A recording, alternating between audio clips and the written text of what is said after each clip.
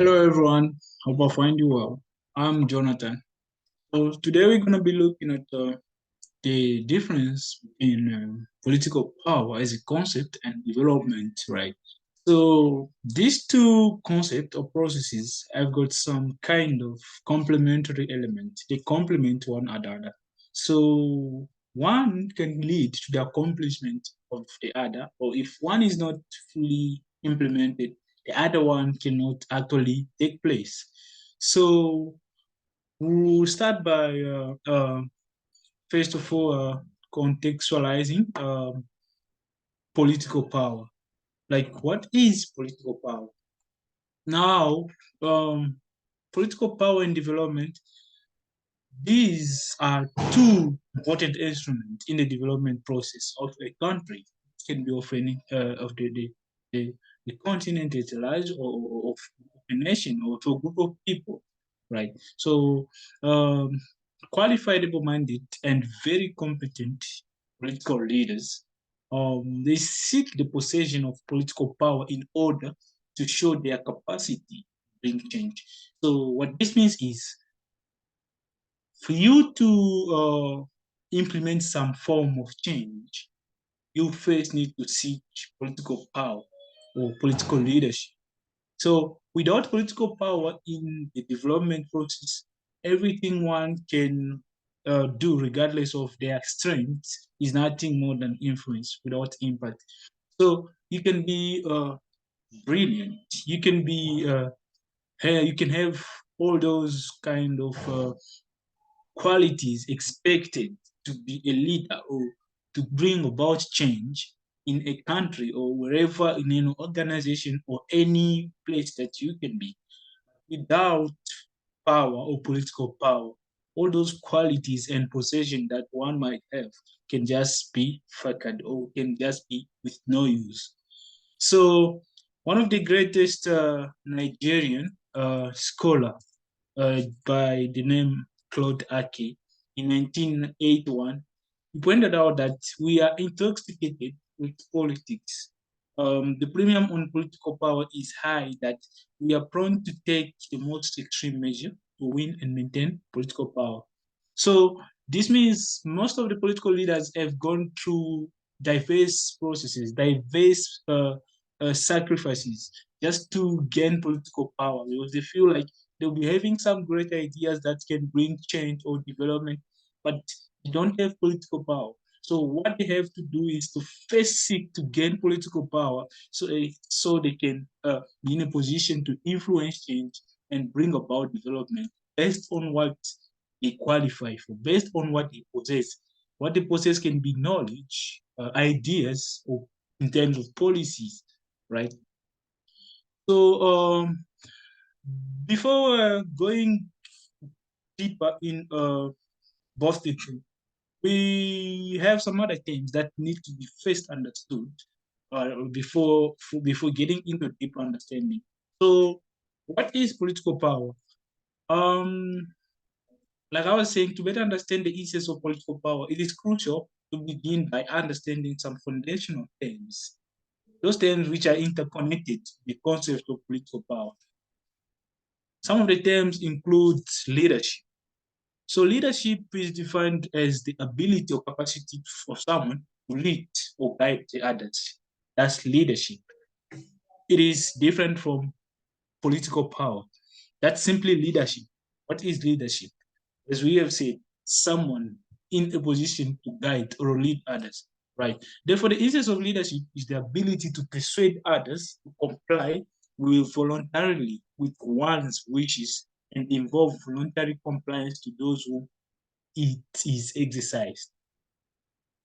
Hope you get it well.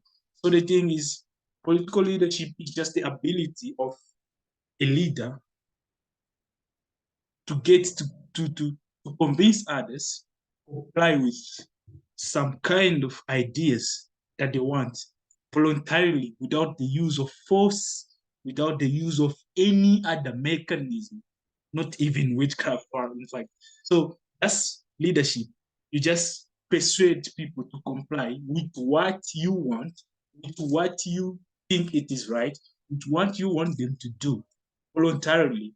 Right. That's a broad understanding of leadership, which is a bit different or slightly different from the concept of what we're talking about of political power. So political leadership now is defined by Cartwright as a government by persuasion rather than force. That's political leadership. Okay, so let's move on. Now, so we've talked about political leadership. There's another concept which is not necessarily political power, but power in its simplest form. So, in its simplest form or its simplest understanding, the term power is just defined as the ability to coerce, influence, or to control. Having power, that's power. You know, someone can possess power, like in the movie, you know, those guys who possess power in the action move, they can actually dominate, they can actually manipulate or control the others. That's the simple understanding of it, of the word power. I'm powerful than you. He's powerful than you. It covers a lot of sense of it, of understanding the word, the meaning of the word power. So political power can be understood as the chance or opportunity for political leaders to influence and run political affairs. Now, once you have said the power is the capacity to control, to influence, or to coerce, or to dominate some other weight in other things, political power now implies the capacity of political leaders to be in a position to lead, to rule, to possess power in its fullest, or authority to guide a population or a country. That's political power. Now, Max Weber said power is the chance of a man or a number of men to realize their own will in a social action, even or against the resistance of others who are participating in the action. So now power is different from leadership in the sense that if you have power, I don't know which kind of power you might possess, but that power can make you influence or convince others to get to accept or be in harmony with something that they either want or do not want at all. That's a point of view, or a point of view based on Max Weber's definition. But this can therefore be associated with the understanding of the sense of political leaders getting the chance to gain political power and influence their own government and political ideology. We're getting there. Therefore, it has been firmly contended that possession of political power is the center of political leadership. Meaning, if you don't have political power, you cannot become a political leader. A political leader is someone who's got some recognized element such as authority, legitimacy by the people, given that he is the one to rule. He is the one who has been given legitimacy or power over everyone else. That's political power, the political capacity, the legal authority to rule a country or a nation. Um, now, uh, power can be of a different forms, right? In this video, we actually talked about three forms of political power. The first form of political power is conning power. So, in conning power, this is when political leaders, right, uses force, right? The force when I'm talking about physical force, right, to to to to to what to convince people or to force people to comply with some other what they need them to do. Force people do what they do. So physical force. Now in politics, physical force comes in terms of the use of arms or nuclear bombs or nuclear power or ammunition to get to convince people comply with a certain need, right? We know the First World War, we see Russia and Ukraine, right? Russia is trying to force the Ukrainian comply with a certain order based on its power. So that's content power. I can be stronger than you physically and I can defeat you. So content power is simply the use of physical force. The second form of power is compensatory power. So compensatory power is a form of power whereby one says, please vote me as your leader. I'm going to ensure your peace. I'm going to ensure security of everyone. I'm going to ensure good health. I'm going to ensure the social well-being of my community, of my country. So compensatory power, in a simple understanding of it, is a form of power whereby one promises to compensate the others. The leader promises to compensate the late after they've chosen him, after they've allowed him gain political power, or after they've voted him. Right. Let's move on. Uh, the final and the third form of power is organizational power or conditional power. This is a form of political power that is vested through the virtue of hierarchical position one occupies in any given circumstances. For example, we know the chief executive officer might choose to dismiss employees of an organization by virtue of office and thus power he or she occupies as the CEO, right? It is also seen in modern governmental bureaucratic structures, such as where there is a president, there is a vice president, there's a minister, governors, etc.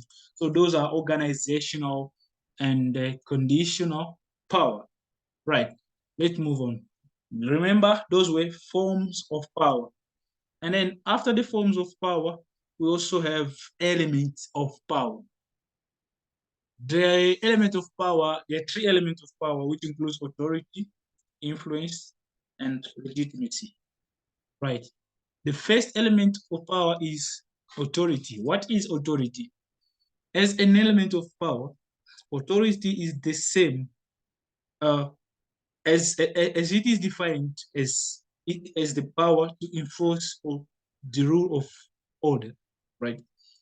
In other words, the capacity to just give orders, to possess authority, to possess the power, to give orders, to direct, right? Authority, the real sense of it, is closely related to power in the sense that uh, they both emphasize on the moral right to exercise power by the power wielder and requires unquestionable compliance by the people. So if I possess power, I have authority to impose or to to tell you what to do without you resisting, without you saying no, without you saying anything, but just to comply with what I'm telling you because I possess the power, I possess the authority. That means authority and power, they are working along, they are getting along. So now we still on authority as an element of power, right? So there are different types of authority. The first one is uh, um, charismatic authority. Charismatic authority is when a leader with charisma exercises something like a divine power over its followers.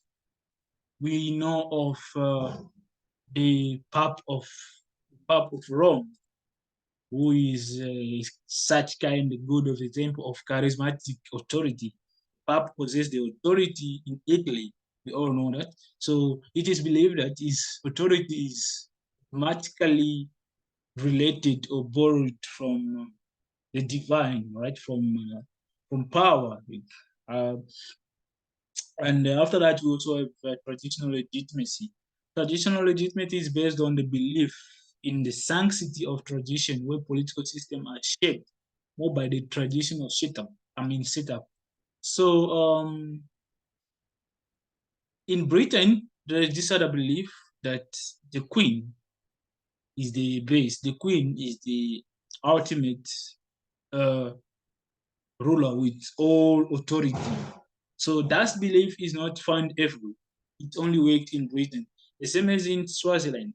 So we'll see that authority, different countries have got different investment of authority. Some invest the authority or executive power or authority on the president. Some invest it on the queen. So it's a form of traditional belief or traditional. That's why we call it traditional legitimacy, as in a form of authority. The third and last form or type of authority is rational legal authority. This is based on rational ground and anchored in impersonal rules that have been legally enacted or contractually established. In modern days, we see a situation whereby we go through votes, whereby one becomes president, he has to sign that he's going to rule for a 5 years term, and he's legally recognized by everyone that he's been given authority to take decision to guide the country to a better or the worse. So it depends, right? So that's rational and legal authority. Beside authority as an element of power, the second element of power is influence. What is influence? Influence refers to the ability of private individual and group of influence to government action, right? For example, so the individual and groups do not themselves hold the relevant government offices, and therefore do not possess the requisite formal and legal authority to make official governmental decisions that are binding on society, right? That's influence, which is easy to understand.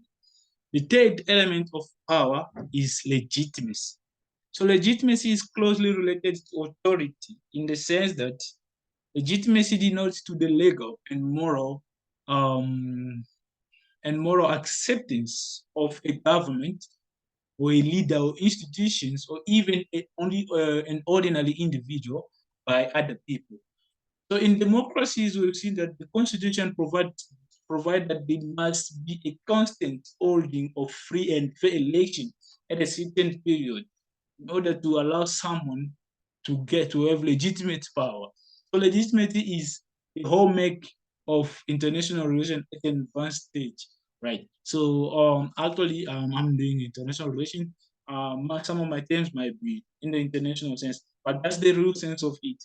Legitimacy is just that a leader or an individual has been given or has been recognized as a person to lead or to guide by or to make decision by the whole people, by a group of people who have been voted in, just like in democracy. Right.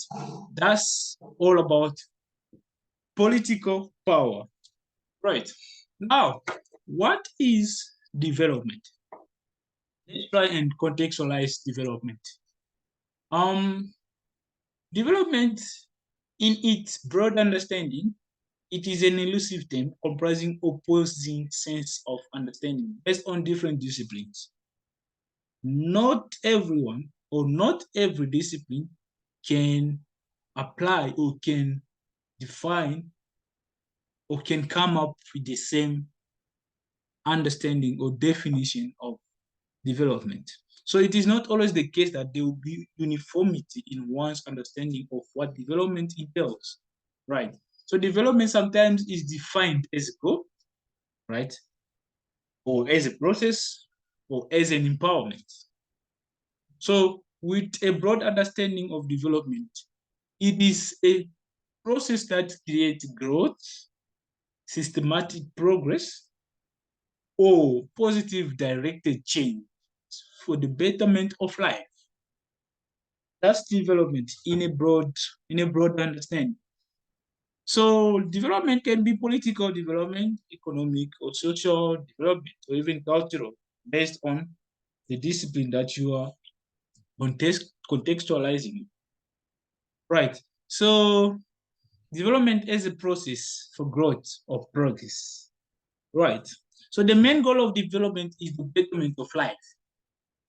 in the in political sense, or in the study of international relations. Development in political sense is the goal that is to the betterment of life. One of the greatest scholar of the 21st century, known as Francis Fukuyama, he was of the argument that development was borrowed from the discipline of biological science, where development was used there as a weight. It was usually used there. That's Francis Fukuyama. So it had to do with biological process of development, such as the development of a human being and the fertilization, whereby the egg should join and start to produce a human being, or even where you see a chicken laying an egg, and then the egg is to develop a chick after a period of time, and then with time the chick will then become a fully, a fully grown up or a grown chicken, right? So that's the development in scientific term. We are to talk about botany, right?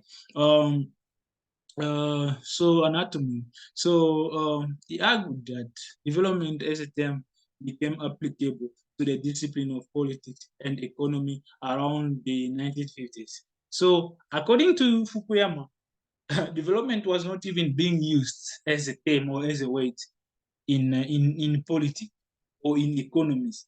He argued that development became known in political world by the 1950s because it was not even being used. But after his time, now it became being used as we are talking about political development today. Right. So that's the real sense of development. And then let's try and look at in the modern days, in its political sense, what are the main terms that can really, if we see them, and we can strongly argue that there is development going on in a country, or anywhere it might be. So let's look at a national level, in a country. So the silent features of development, or the main component of development at a national level or in a country, to qualify a country or as a developed country. The first one is economic growth. If a country has got economic growth, that country is really known to be developed. That's the real sense of development in political terms. It should be industrialization, good job opportunity, good good wages, good anything to do with economy, any good economy in terms of stable currency. That's development. That's the first element that can be used to detect that the country is developed. Beside economic growth, there is also interdependency. Right, interdependency is and a very critical and important element or feature to development. Like some of the most of realistic scholar in international relations argued that one of the most important elements to qualify a state or a country as a country, it has to possess what we know as defined territories. It has to have its sovereignty. It has to have a population or the people, and it also has to have the capacity to interrelation with other states. Right. So this is interdependence, the capacity to interrelation with other states.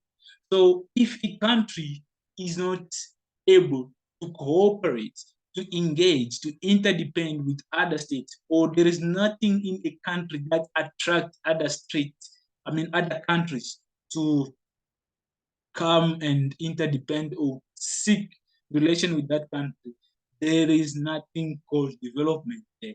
So a country has to have the capacity to live interdependently with other states. That's another feature or element to do with to show that there is a development going on. The other most important feature of development is life expectancy. This is when we see in a country a situation whereby there is a lot of aged population, and also there is good health, there is good health condition, good living standard. There is cleanness even in streets when walking. Anything that can do with good health and allow people to live long and reach at higher ages. So at old ages, excuse me. And also, down this life expectancy is only seen in a situation whereby the country is got a large number of grown up population, a large number of grown up people. When we talk about grown up people, we look at the age of 65 and above, 90 years old. There's a greater population of older people in a country as higher life expectancy. That's another element to show that the country is developing. And also personal wealth accumulation. If most of the population, most of the majority of the people in the country are able to accumulate wealth so easily, be it through job, be it through whatever it is, that country is, of course, developing, or it is going a developed country, because what the need of development is to allow or facilitate the betterment of life. That's development. And also another feature is equal opportunities. Women and men are equal. No class distinctions, no limited opportunity, equal opportunity to education, equal job opportunity, gender equalities. All those are futures to see in a developed country. Those elements reflect development. So social justice is another element uh, uh, of development, which is quietly related to equality of opportunity. So there should be justice in everything. There should be justice by the government. Government should be just to do everything in line with the need of the people, right? Freedom of speech, of course, this is another element of development. There cannot be development in a situation or in a country whereby people are not free to express their need. People are not free to say what they want. People are not free to speak or to defend their rights, to speak for, to advocate for what they need, right? That's not development. In other words, we can call it suppression, or like that's authoritarianism, the use of force. You're forcing people to not comply with what they do not want to do. So freedom of speech is an important element of development, because people will be free to speak and express themselves for what they want. All right.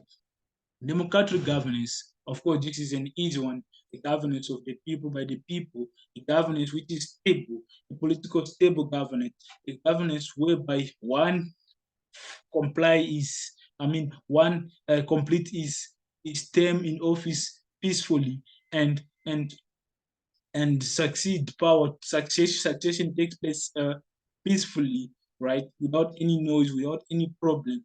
That's democratic governance, where governance is ruling to meet the public good, the public need, the need of the people who appointed him, or the need of the people whom he is or she is representing. That's democratic governance. And most importantly, uh, uh, education and literacy level. This is another element that shows that this country is really developed, whereby the education is well equipped. People are seeing that they are really educated. There is higher level of literacy level. The education is not lying at the country is showing that it has got educated people. The education is productive, not this education system that is limiting people, not an education system that is making people not to be productive, an education system that uh, is limiting people from utilizing their own resources. So education is a center of development, right? Because if people are educated, they'll be in a position to choose who to rule them. They'll be in a position to analyze what is good and bad for them. So education is amongst the most salient features of development. Technological development in the modern world, technology is of a greater importance. There is security in technology. There is entertainment. There is many of things that we can talk about. Communication through technology. So technology is a greatest reflectant or a greatest uh, element or component of development in the modern world, right? And also talking about issues to do with industrialization, whereby the countries is fully industrialized by industrialized whereby the work, much of the work is being done by machinery as part of the technology. That's development. Uh, and also environmental sustenance. It is another important element in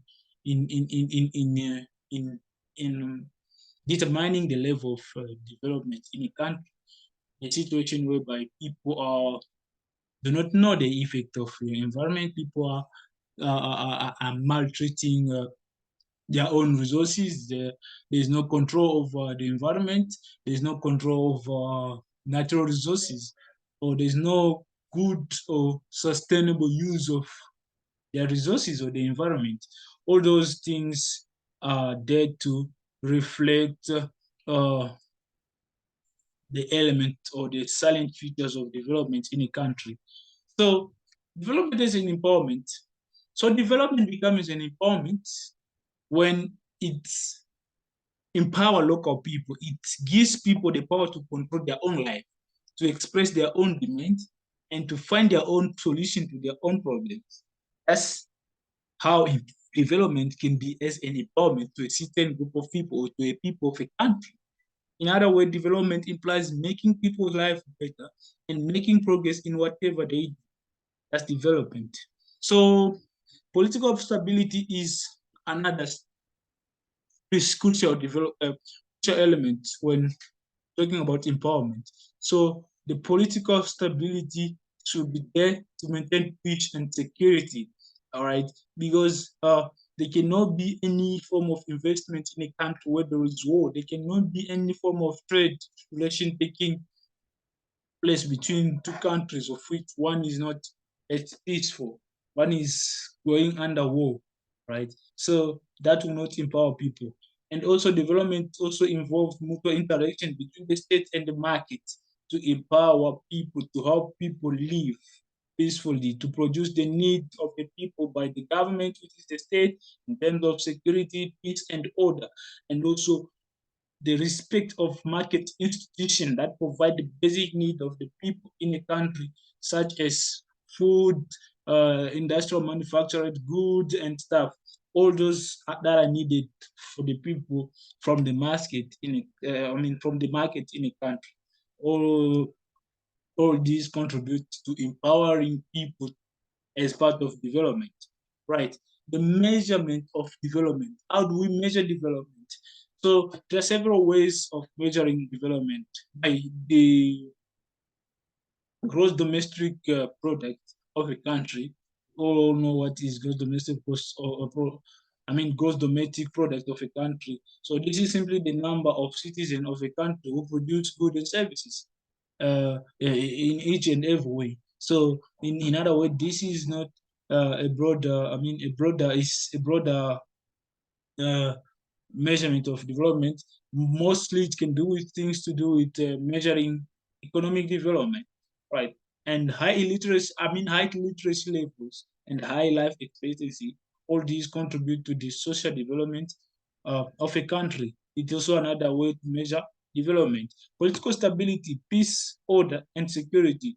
This also helps measure what political development of a country. And the United Nations Human Development Index (HID) is also another method that has been used by United Nations to measure the level of development of a country and it's classified country in either developed, developing, or underdeveloped, highly developed, middle developed, and low developed countries. And we also use the terms such as first, second, and third world countries to determine or to measure development. So, what are the key concept in development, the concept that can be applied to say that there is development going plus. There's self-reliance, right? The country that is able to rely in themselves, right? There's interdependence, has been mentioned above. There's centralization, decentralization of power, right? Nothing is done by one. Power is decentralized. Modernization, they need to be modernized. They need to live like other modernized country, as opposed to living with the backwardness of the long back lifestyles. And also industrialization, all these are elements or concepts, all right, in the are key concept in development and meeting the basic need of the people, right? So now let's talk about this now. We've talked of development and political power in development. Now, the real sense of it is there is a great interaction, or there is a great relation that we need to understand between political power or political leadership and development. So, when choosing a political leader, we need to know his plans of action, his action plans. So, if a country is lucky and get a good and political leader with good intentions, not of or satisfying the need of his own family, the need of certain circle of his, not the need of a limited group of people, but the need of the greater population of people that have put him in power, that he's representing, that has given him the political power. It is probably possible that that leader is going to guide the country to the development. So, political power and political strategies and political plans are the determinant of uh, development. If a political leader possessing political power, but good intentions, but good plans, but good ideas for the country, his power possession will lead to the development power of or the development of a country, because he is implementing some of the action plans that we have discussed before. He is coming up with effective, strong and effective policy plans that will eventually lead to the accomplishment of what we of the development, right? So now we see that political power is an important element to development. So what this simply means is uh, when leaders chooses, I mean, when citizens chooses political leaders, they should actually know who they are choosing and what he is going to do in terms of achieving development, which is always with the goal of betterment of uh, life of the people in a certain given uh, uh, country or community.